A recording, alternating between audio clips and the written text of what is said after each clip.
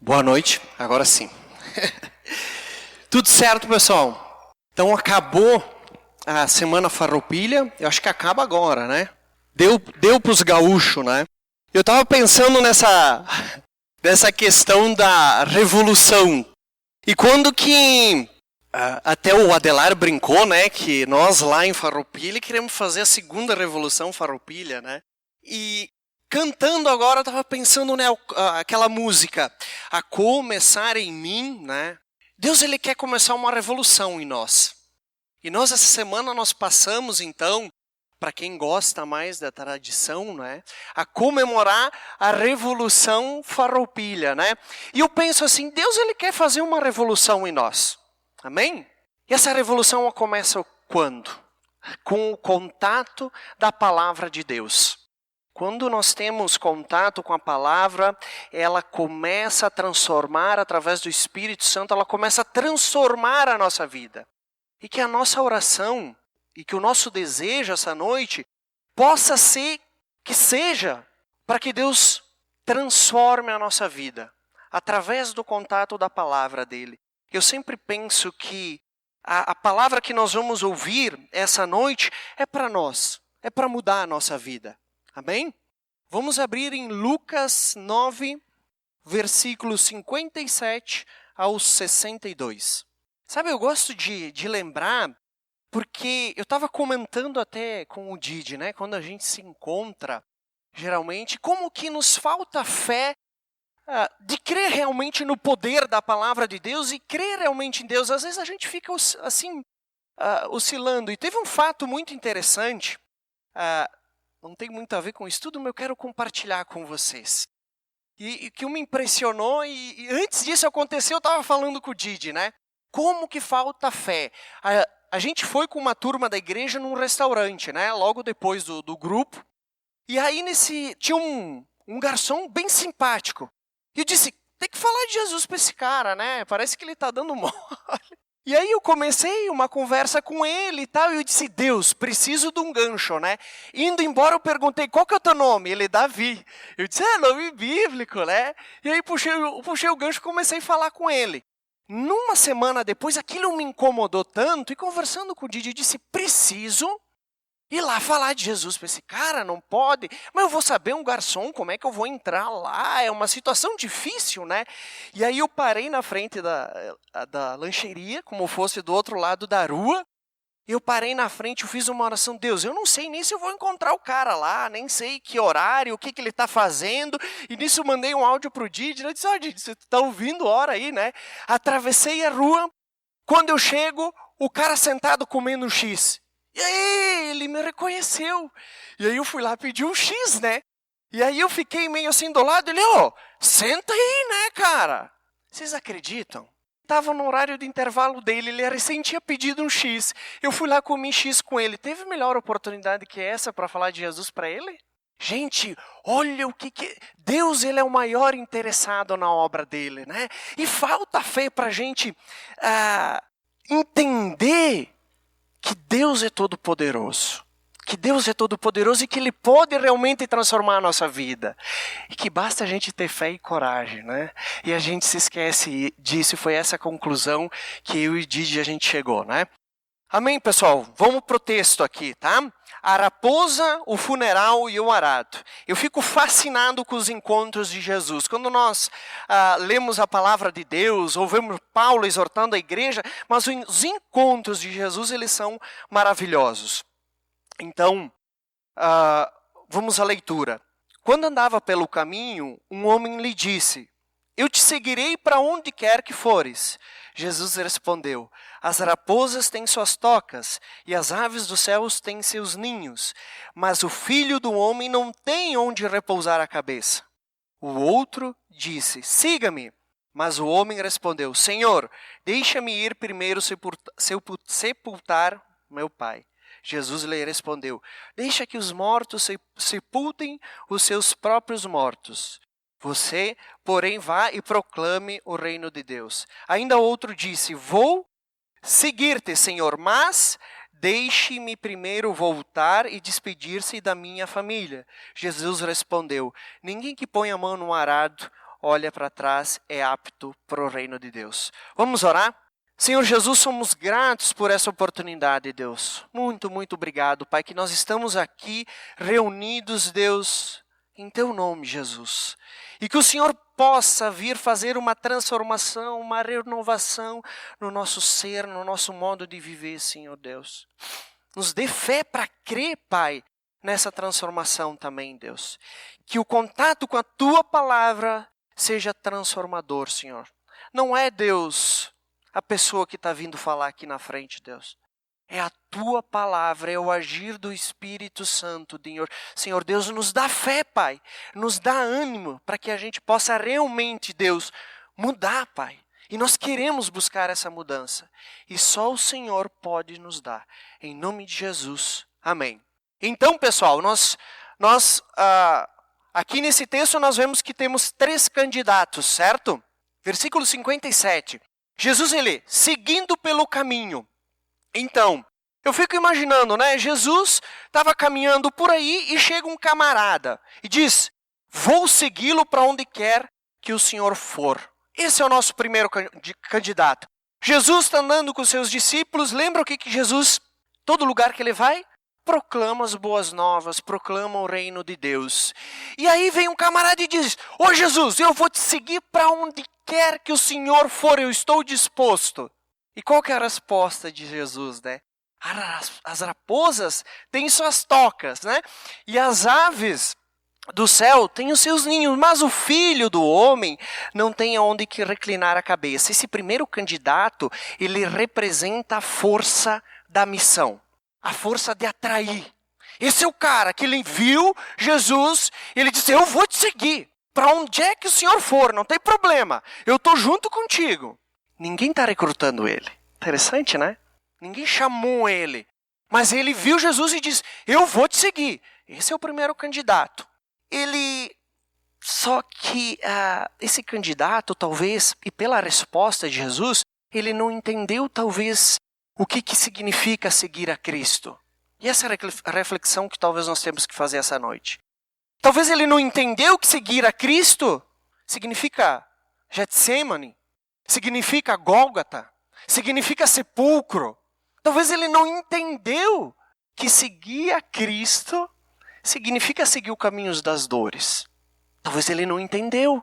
Por isso, talvez que Jesus então dá essa resposta para ele. Por quê? Um pouquinho antes, 9:22, nós somos informados do quê? Lucas 9:22 aí. E disse, é necessário que o Filho do Homem sofra muitas coisas e seja rejeitado pelos líderes religiosos, pelos chefes dos sacerdotes e pelos mestres da lei. Seja morto e ressuscite no 3º dia. Jesus se apresenta como Filho do Homem aqui. O Filho do Homem não tem aonde reclinar a cabeça. O que representa esse Filho do Homem? Interessante que Jesus ele fala 82 vezes no Novo Testamento, Filho do Homem. Ele se coloca como o Filho do Homem. Quando a gente ouve Filho do Homem, a gente pensa o quê? Claro, José, né? Filho de Deus. Filho do Homem, ele está se referindo a Daniel 7:14. Eu vou ler aqui, tá? Foi-lhe dado o domínio, a glória e o reino, para que as pessoas de todos os povos, nações e línguas o servissem. O seu domínio é domínio eterno, não passará, e o seu reino jamais será destruído. Então é esse o Filho do Homem. Quando Jesus ele se porta e ele diz Filho do Homem, o judeu do 1º século sabe muito bem de quem ele está falando. Sabe que está falando desse Filho do Homem. Esse Filho do Homem que vai ter que vir em glória e em poder. Mas Jesus aqui, ele está se referindo ao Filho do Homem no sentido sofredor. Que vai ter que sofrer. Quando Jesus expressa a fala Filho do Homem, ele está querendo se referir diretamente a Daniel 13:14. Para o judeu da época, ouvir essa expressão, Filho do Homem, é automático ele ligar a profecia do Filho do Homem que teria de vir e resgatar o povo de Israel. Esse Filho do Homem, para a gente entender bem, ele representa a comunidade de Deus. Ele representa o nome, ele representa honra e temor. E esse nome tem que receber adoração. Está entendendo a cabeça do povo quando ouve Filho do Homem? É como Jesus, aquele momento que ele diz, eu sou. Ele está se pondo como Deus. Ele está se pondo como alguém que viria cumprir as profecias. Possui prerrogativas divinas, Filho do Homem. E aí, quando a gente olha para o texto, e Jesus diz, ei, você pode vir a sofrer privações também. Já pensou nisso? Quando ele está falando para esse camarada aí, eu vou te seguir para onde que você quiser. Jesus está dizendo, olha, você pode sofrer algumas coisinhas talvez. Você entendeu? Mas não é só isso. Jesus está dizendo, sejam quais forem os seus motivos, tenha em mente que você está se oferecendo para seguir um líder rejeitado. Falou lá em Lucas 9:22, o líder rejeitado. Jesus é o líder rejeitado. Existe uma tensão, gente, quando nós lemos o Evangelho, que é o quê? Os discípulos, as pessoas que andam com Jesus, querendo fazer ele rei. E aí eu lembrei de uma coisa. Porque é legal você seguir um futuro rei, né? Porque vai sobrar uma boquinha para ti no palácio, né? E eu lembrei de uma coisa muito legal, né? Não tão legal assim, né? Legal eu ter lembrado. Que antes de conhecer a Cristo e tal, eu participei de uma campanha de um vereador aqui em Bento, né? E nós estava bem animado, eu estava super disposto, porque eu estava junto com o cara e torcendo que ele ganhasse. Porque se ele ganhasse, ia sobrar uma boquinha para mim, né? Imagina, né? Graças a Deus que ele não ganhou. O cara fez o empréstimo, vendeu caro, e ele disse, mas isso aqui, depois de 1 ano que eu tô dentro, eu recupero tudo. E eu lá, opa, que beleza, né? Porque vai sobrar para mim. Segui o rei prometido para esse cara aparecer. Ô, Jesus, esse cara vai ser rei, né? Eu te sigo para onde que for, eu tô junto contigo. Aí depois que se torna rei, diz, olha, estava junto contigo, não tem uma boquinha para mim? Vocês estão começando a entender a intenção de seguir a Cristo? E aí, Jesus, vocês querem poder e influência? Aqui tem uma conotação muito legal, tá? Que as raposas, Jesus, ele poderia estar se referindo às raposas como o Império Romano. E as aves como os herodianos. Né? E ele pode estar se referindo também, pode estar dizendo para esse camarada, olha, se você quiser ser astuto como as raposas, negociar como as raposas, você vai encontrar lá no Reino Romano. Você pode ir lá com os caras. Se você quer pompa, o ninho cheio de pena, você pode ir com os herodianos. Por quê? A despeito das expectativas que você pode ter sobre o Filho do Homem, permanece impotente e solitário. E aí Jesus diz, é sério mesmo que você quer seguir esse homem rejeitado? Jesus é o Filho do Homem, mas seu ministério é o cumprimento sofredor do título e não triunfal. Deixa eu só olhar aqui, ó. Nós temos mais 2 candidatos. Legal que termina, né? O que esse camarada fez? Depois que ele ouviu, as raposas têm seus ninhos, as aves também, tal. Não dá resposta, né? Fico pensando, será por que Deus não colocou a resposta? Ou não colocou a atitude? Pode ser que o cara olhou, não, beleza, Jesus. Não tem problema não, eu vou continuar te seguindo, é isso mesmo. Ou pode ser que o cara parou e viu todo mundo passando. Ei, a gente não é diferente. Jesus está nos chamando. E aí, qual que é a nossa reação? Eu fico pensando que não foi colocado, sabe por quê? Porque nós nos obrigamos a dar uma resposta com a nossa vida. Não é verdade? Nós nos obrigamos a completar o texto que está faltando aí, com a nossa vida. E aí Jesus continua caminhando. E quem aparece? Pessoal, primeiro candidato, ele tem uma coisa assim, antes da gente ir para o segundo, que infelizmente é muito mal vendida, né? Ou infelizmente é vendida, que é o quê? Eu tinha a vida toda destruída. Eu tinha a vida financeira arrasada. Minha família estava toda não sei o quê. Mas agora, isso passa na televisão. E ainda estão filmando o cara com um carro importado atrás. E o cara diz, eu sou. Vocês estão entendendo que a gente quer seguir um líder, a gente quer seguir a Jesus, e a gente está querendo ver o que Jesus pode nos dar. Minha vida mudou 100% depois que eu segui a Cristo. Misericórdia. Podia ficar a noite inteira falando aqui quanto Deus mudou e ainda tem mudado. E para melhor. Mas não é isso que nós devemos procurar. Não é isso. E infelizmente lá fora é vendido isso, né? Segundo candidato. Vamos lá, versículo 59, 60, talvez eu esteja com uma tradução um pouquinho diferente aqui. A outro, então, Jesus continua, vamos imaginando, Jesus continua pelo seu caminho com os seus discípulos, e aí a outro Jesus diz, siga-me. Interessante que agora Jesus chama. Olha que legal. Jesus vê o camarada e diz, siga-me. Para todos nós, Jesus em algum momento nos chamou. Mas ele respondeu, Senhor, deixe-me primeiro sepultar o meu pai. E aí Jesus insistiu, deixe que os mortos sepultam os seus mortos. Você, porém, vai e anuncia o reino de Deus. Nesses 2 versículos nós temos 3 ordens de Jesus. Siga-me, vá e proclame o reino de Deus. Gente, eu vou falar para vocês, sempre que eu li essa passagem, eu dizia, brincadeira, né, cara? O cara quer... Jesus não quer deixar o cara sepultar o seu pai? Já pensou? Tu nunca pensou isso? Vocês nunca pensaram? Pô, mas Jesus, deixa o cara. Qual que é o problema? Vai lá, enterra rapidinho e volta, né? Pô, eu sempre pensei isso. E aí Jesus, ele termina, deixa os mortos sepultar seus mortos. Gente, recém-convertido, eu pensava que nem precisava mais ir para funeral. Eu disse, deixa os mortos sepultar os mortos aí, cara. Que é isso? Isso aí agora que eu tenho Cristo, eu não preciso mais. Olha a cabeça, né? Gente, o que Jesus está querendo dizer aqui? E quando a gente olha, né? A gente pensa assim que, pô, Jesus talvez foi um pouco duro. Se o pai desse nosso segundo candidato estivesse realmente morto, ele não estaria aí. Ele já estaria sepultando, certo? O que está acontecendo aqui? Ele está pedindo, deixa-me servir o meu pai enquanto é vivo. Depois dele morrer, eu sepultarei e irei. Sabe o que ele está dizendo? Jesus, eu vou te seguir. Mas primeiro eu tenho que resolver um negocinho aqui. Tá? Eu tenho uma coisinha aqui para resolver. Oriente Médio.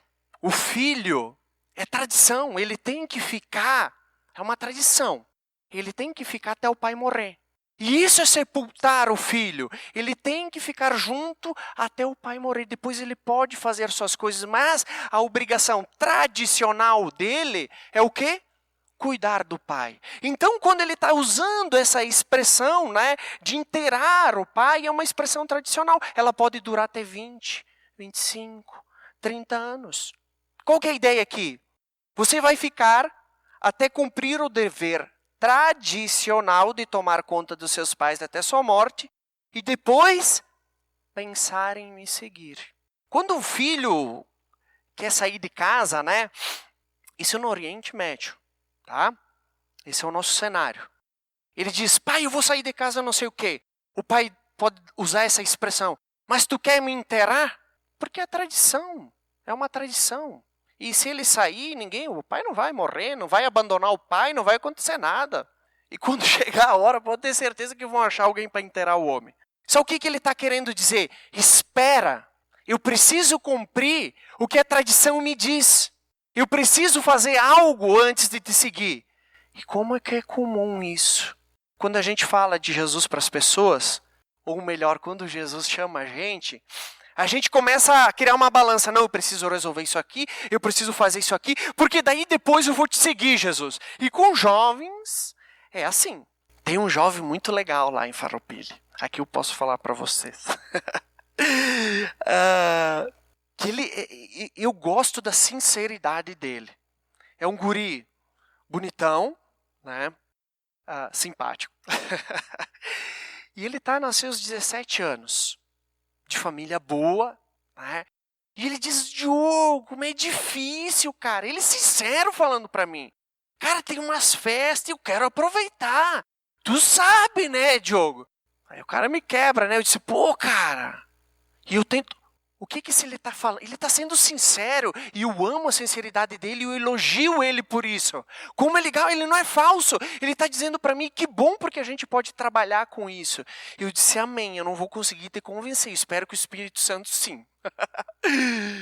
E a gente está junto fazendo o discipulado e que alegria por ter essa liberdade, dessa sinceridade. Mas o que ele está fazendo? Ele está dizendo, eu vou aproveitar a minha adolescência, eu vou para a festa, tal. Depois eu vou seguir a Jesus. Então a história é muito legal. Um pregador, ele pegou um barco que ele tinha que ir para determinada cidade, ele entra naquele barco lá e... um cristão, vamos dizer, né? Não um pregador. Um cristão. E aí o que o cristão faz, né? Vou evangelizar. E ele começa a evangelizar os camaradas no barco. E aí ele evangeliza o jovem. E esse jovem diz assim para o cristão, olha só, gostei desse negócio de seguir Jesus, hein? É isso mesmo que eu quero. Mas só que, quando eu chegar ali no porto, tem a galera me esperando. Os guri estão me esperando, entendeu? E já tem chopp, já tem mulher, tá tudo certo. Mas gostei desse negócio de seguir Jesus. Depois que acabar a festa, tu me espera que nós vamos junto e eu quero conhecer mais. Na noite seguinte, adivinha o que aconteceu? Tempestade. E aí, o barco afundou. Todo mundo morreu. A gente fica balançando, pensando, analisando e esperando. Porque nós temos coisas que nos prendem e esse é o nosso candidato. Esse candidato, o segundo, sabe o que ele está esperando? Que Jesus entenda que a comunidade dele, a cidade onde ele mora, faz exigências. Exigências tradicionais. Do tipo, ele está tipo assim dizendo para Jesus, Jesus, tu vai entender, né? A minha comunidade, ela tem muita tradição. Tem coisas que eu tenho que cumprir. Certamente o Senhor não espera que eu frustre as expectativas da minha comunidade, não é? Adivinha o que Jesus quer? Realmente isso. Jesus quer que tu frustre realmente isso.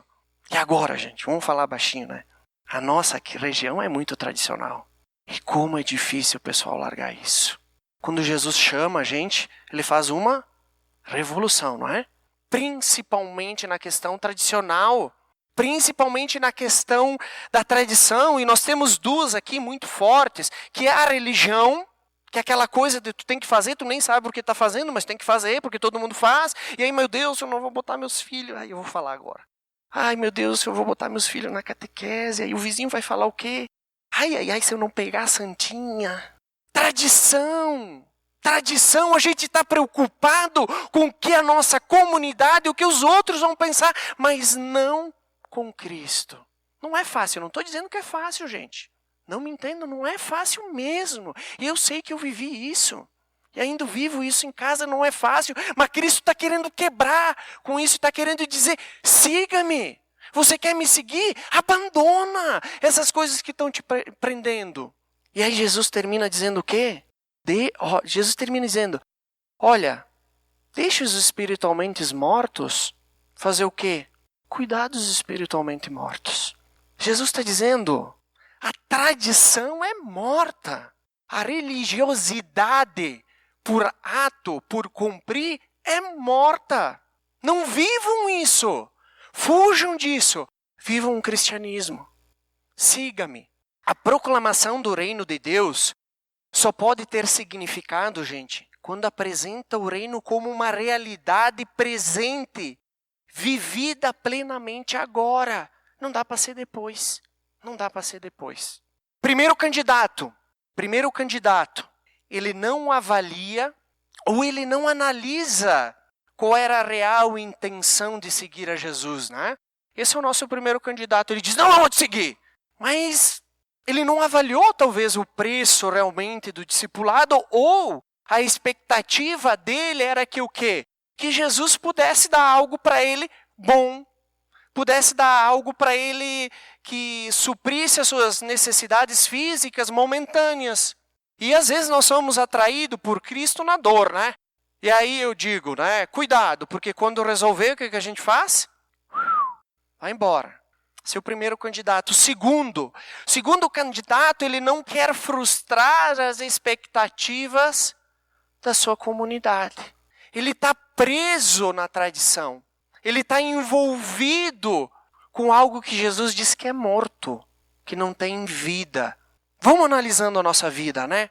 A gente pode estar nesse caminho de seguir a Jesus e algumas características podem estar mexendo com a gente. Terceiro candidato, versículos 61 e 62. Outro lhe disse: Senhor, quero segui-lo, mas permita que antes disso eu me despeça das pessoas da minha casa. Jesus lhe respondeu: Ninguém que põe a mão no arado e olha para trás é apto para o reino de Deus. Então, a semelhança do primeiro voluntário, esse é o nosso terceiro candidato a discípulo. Ele se oferece impetuosamente para seguir a Cristo, para seguir o Mestre. Da mesma forma, agora que o segundo recruta, ele tem uma condição prévia. Primeiro se oferece. O segundo é chamado. Esse aqui se oferece, mas... Tem sempre o mas, né? Agora, outra coisa. O que ele está pedindo aqui? Permita que eu me despeça dos da minha casa. Pô, Jesus, tu também, né, cara? Deixa o cara ir lá se despedir, não é? Primeira vez, ou as primeiras vezes que eu li esse versículo, eu pensava assim, poxa, Jesus foi meio durão, né? Jesus é meio durão, por que não deixa o cara ir lá se despedir? Diz, ó, mãe, tal, encontrei Jesus, tô indo, né? Vocês querem vir, né? Jesus diz o quê? Ninguém que põe a mão no arado pode olhar para trás, é apto para o reino de Deus, vai entender. Sabe o que Jesus está querendo dizer aqui? Que o pedido do que é feito é razoável, a gente pensa, certo? Mas a resposta a gente tem que analisar.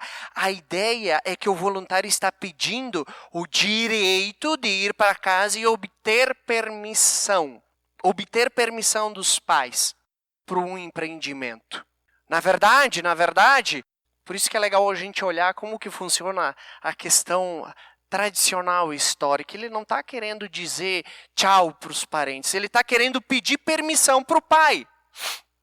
Mas os ouvintes que estão lá, eles entenderam muito bem o que esse homem quis dizer. Quando ele diz, permita que eu vá. Tem uma tradução, a tradução do siriaco. Deixe-me primeiro expor o meu caso aos da minha casa. Talvez se encaixaria melhor. Deixa eu expor o meu caso aos meus parentes. O que esse camarada está pedindo para Jesus? Ele está dizendo, beleza, Jesus, eu entendi esse negócio, eu vou te seguir, mas eu vou pedir permissão. E agora, pensa bem, esse camarada ele sabe que se ele chegar para o pai dele e dizer, pai, o senhor me permite eu seguir aí Jesus? O pai dele vai dizer, ih, cara, que esse empreendimento aí que tu vai fazer, esse negócio não é bom, não vai não. E aí ele transfere até a responsabilidade da sua decisão. Os pais da igreja então sabiam muito bem que o voluntário não estava indo para casa para dar um abraço no pai, um beijo afetuoso na mãe e dizer assim, ó, eu encontrei a verdade, eu vou seguir a Cristo. Pelo contrário, ele estava pedindo permissão para submeter o assunto de seguir a Jesus à autoridade dos pais. Como que isso é muito forte no Oriente Médio. Quando a gente tem uma história de um engenheiro, já com seus 40, 50 anos, família formada, e ele vai fazer uma viagem internacional. Olha só, para a gente entender a mentalidade, o sentimento que estava correndo nesses versículos. Esse engenheiro, ele sai de uma grande metrópole, ele vai até uma aldeia onde que o seu pai ainda reside, e ele chega, pai, eu vou fazer uma viagem internacional, o senhor me permite? Aí o pai diz, que Deus te abençoe, meu filho. A ideia aqui não é se o pai vai aceitar ou não. É um ato de respeito. Porque o pai vai dizer o quê? Vai dizer, não vai viajar? Ele diz, eu vou, né, pai? É meu emprego? Como é que eu não vou? Esse cara, na verdade, ele não está querendo seguir Jesus, ele está querendo achar uma desculpa. E aí, estava lendo um comentário e diz que esse autor, ele estava numa turma, no Oriente Médio, de só nativos. E diz que quando estudaram esse texto, o pessoal ficou pasmo, chocado. Como que Jesus, um jovem, desafia a autoridade do pai? Olha só, Jesus se põe como maior autoridade de um pai. Por quê? Ele é Deus. Ele pode. E aí, qual que é a resposta de Jesus? Para essa questão dele pedir autorização dos pais, ele usa um símbolo de um arado. Quem põe a mão no arado não pode olhar para trás. Eu disse, puxa, esse negócio de arado, tal. Apesar de ter Nascido em Tamandaré, gente, já não tinha mais esse negócio de arado lá. Uma junta de bois, 2 ganchinhos de madeira e eles vão abrindo as valetinhas, né? Certo? E aí parece um trabalho muito simples, mas na verdade não é. Por quê? O arador ele tem que estar 100% concentrado. Ele tem que fazer o sulco, né, as valetinhas bem certinho para aproveitar o terreno. Ele não pode invadir a valetinha do lado e ele não pode ficar pegando a valeta do outro lado. Olha só que trabalho difícil, né? Ele não pode pegar em raiz, ele tem que cuidar com as pedras, porque senão ele quebra. Então ele não pode o quê? Se distrair. Ele tem que olhar para frente aqui, ó, tá fixo nos bois. Enquanto que ele vai abrindo as valetinhas, ele tem que estar sempre concentrado. Ele não pode perder tempo e ficar pensando lá na morte da bezerra. Olha o exemplo que Cristo usa. Por quê, gente? Ninguém que põe a mão no arado, ninguém que começa um trabalho, pode olhar para trás e ficar olhando para os lados. Esse não é apto para o quê? Para o reino de Deus. Ai. Sabe o que ele está dizendo aqui? Que a nossa lealdade, ela não pode ser dividida. Se a gente é leal a Cristo, se a gente é leal ao trabalho do reino de Deus, a gente tem que parar de ficar olhando para o lado, se distraindo com pequenez, com coisas assim. Eu tenho que resolver um assunto da minha família, eu tenho que perguntar isso. Lealdade dividida não funciona. Jesus está dizendo, ei, você já pegou no arado, não olha para trás. E eu vou falar uma coisa para vocês. Depois que nós fomos para Farroupilha, eu e minha esposa, a gente enfrentou muitos problemas e ainda enfrentamos. Muita coisa. E quem que não enfrenta, né? Todo mundo. E sabe o que eu fiquei pensando? Gente, se eu tivesse ficado na minha cidade, se eu tivesse seguido com o meu trabalho, se eu tivesse feito isso, se eu tivesse feito aquilo, se eu tivesse olhando para o lado. Quando eu preparei esse estudo, Deus me falou claramente isso. Para de olhar para o lado. Tu botou a mão no arado, segue. Eu estou contigo, tenha fé. Tenha fé. Todos nós botamos a mão no arado. Chega um momento que para. E olha só, o arador, ele compromete, o arador distraído, olha só, ele compromete o trabalho do passado, do presente e do futuro. Porque ele pode estragar o que fez no passado, ele pode estar estragando o que ele está fazendo aqui e ainda comprometer a terra, futuro, que não foi aberto. E Jesus usa esse exemplo muito claro para aquele pessoal que trabalhava com isso diariamente. Eles viam isso, eles viviam isso. Pessoal, mais uma vez o diálogo fica aberto. Nós não temos resposta. Se o nosso primeiro candidato aceitou, se o nosso segundo repensou, se o nosso terceiro entendeu. A questão ela fica aberta porque nós temos que nos pôr à frente desse texto e nós temos que responder com a nossa vida.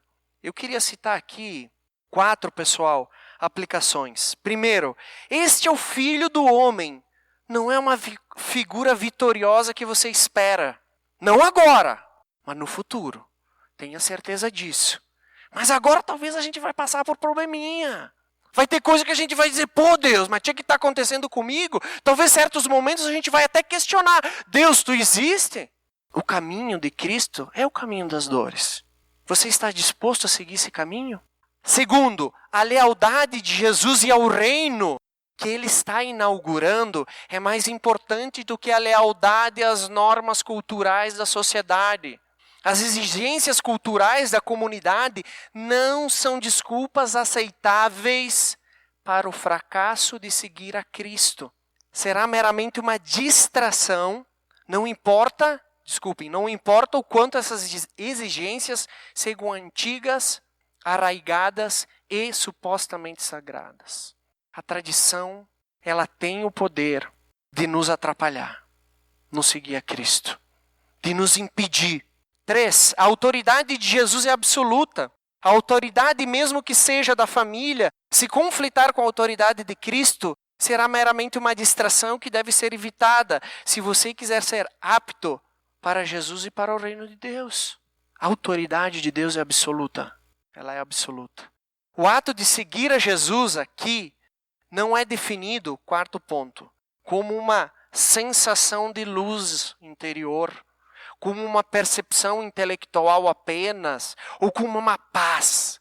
Nossa, paz que Jesus me dá. Não, aqui nesse texto não. Mas sim é comparado com uma execução de uma tarefa criativa, consumidora e ativa. Como colocar a mão no arado, na junta de bois. Né? Seguir a Cristo, às vezes vai ser cansativo. Vai ter momentos que a gente vai ter que ser ativo, botar a mão na massa mesmo. Tipo, estou te seguindo, Jesus. O que o Senhor quer de mim? O que o Senhor quer que eu faça? Meus queridos, que a gente possa olhar para esses candidatos e pensar na nossa vida. Qual o momento que você está? Parou no meio do caminho? Está triste? Está desanimado? Largou de mão o boi? Largou de mão o arado? Está preocupado com a tradição, com o vizinho? O que está acontecendo contigo? Eu não sei, Deus sabe. Eu espero que Deus te revele isso. Que Deus te revele. Que nós possamos começar uma revolução. Aonde? Dentro de nós. Que nós possamos ser ativos, gente. Que nós possamos começar a transformar nós, esse bairro, essa cidade. Tem tanta gente precisando ouvir de Jesus. A gente está preso com coisinha. Jesus chama a gente para ter uma vida de discípulo. E é uma vida ativa, gente. É uma vida que a gente bota a mão no arado e não olha para trás. Ah, mas eu não concordo com isso, eu não gosto de... Põe a mão no arado e para de se preocupar com coisinha. Bora! Amém, gente? Vamos orar. Amado Jesus, que essa palavra possa causar uma revolução na nossa vida, Pai. Assim como ela me tocou também, Deus. Obrigado, Senhor, porque o Senhor é um Deus vivo, presente, Pai. Apesar de nós não termos uma fé, Pai, apesar de nós duvidarmos, Deus, de nós, nos perdoa, Deus. Que nós possamos ser discípulos vibrantes, Deus, que desejem estar te seguindo, que desejem estar enfrentando, independente de qual for a circunstância, estar junto contigo, estar junto da tua obra, Pai. Que nós não tenhamos medo, Deus, de falar de ti, da tua palavra, Senhor Deus, porque é o Senhor que está na frente. O Senhor Deus, tu tem autoridade sobre todas as coisas, Pai. Nos mostra isso, Pai. Que nós possamos, Deus, cada vez mais entender isso, Pai. Transforma o nosso coração, começando por cada um de nós aqui dentro, Deus. Começa essa revolução, Pai, e que ela dure, Deus, até a tua vinda, Pai. Somos gratos por tudo, Deus, em nome de Jesus. Amém.